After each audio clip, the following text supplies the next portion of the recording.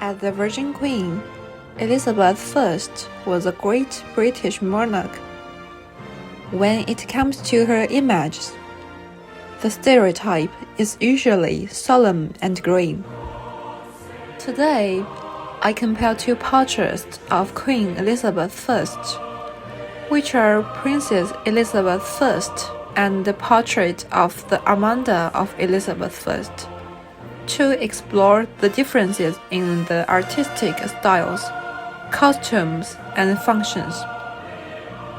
Through two portraits of her in different periods, we can delve into the history of different stages of her life. Looking at the first painting, Elizabeth I as a Princess by William Scrolls depicts Elizabeth as a princess before her enthroned. This painting is in Renaissance style, with delicate and fine lines and a clear face. This painting is dominated by warm colors such as deep peach and yellow, with high color saturation. Besides, the use of chiaroscuro emphasizes the central figure. Furthermore, the composition of the painting is balanced and symmetrical, with Elizabeth at the center. She is wearing a crimson silk gown with a pomegranate pattern and holds a book in her hand. This portrait depicts Elizabeth's youthful, innocent image and conveys her beauty, nobility, tenderness, and learning. Now looking at the second painting, Armada portrait of Elizabeth I was painted by George Gower.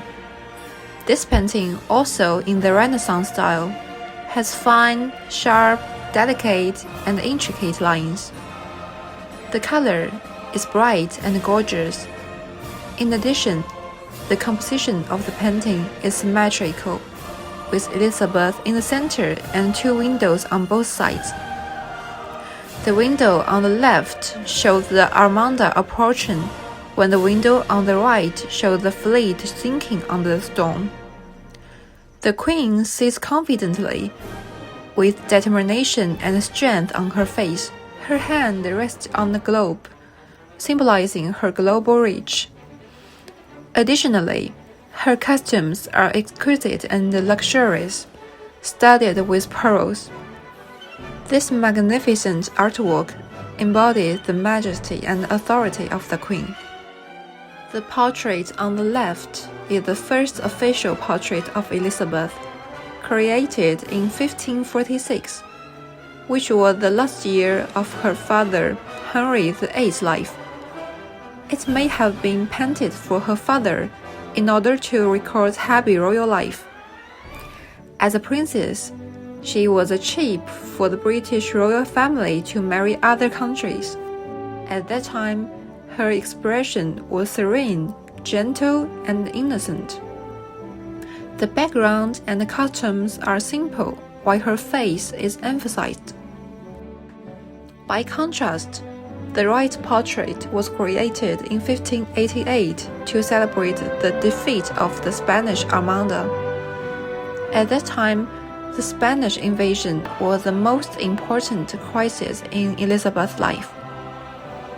The victory over the Armada was a decisive turning point in the Queen's reign, and she did her best to keep her peace in England during many years of struggle. Furthermore, the return of the Spanish Armada was a perpetual dread of the British at the time. This painting not only reflects her as a strong and capable leader, but also inspires the determination of the British people to resist the Spanish invaders.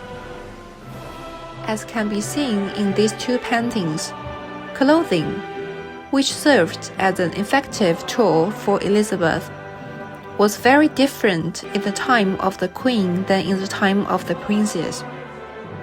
In stark contrast to the previous image, Elizabeth's body lines are hidden under black clothing.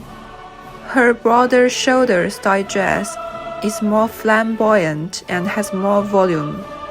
In addition, the neck ruff, which is popular in Italian, became Elizabeth's signature look and became more and more exaggerated. She uses clothing to create an image of both purity and manliness, as well as display power and masculinity. It's a political ploy that empowers her and secures her rule. In the end, Elizabeth I had completely transformed from a princess to a powerful queen.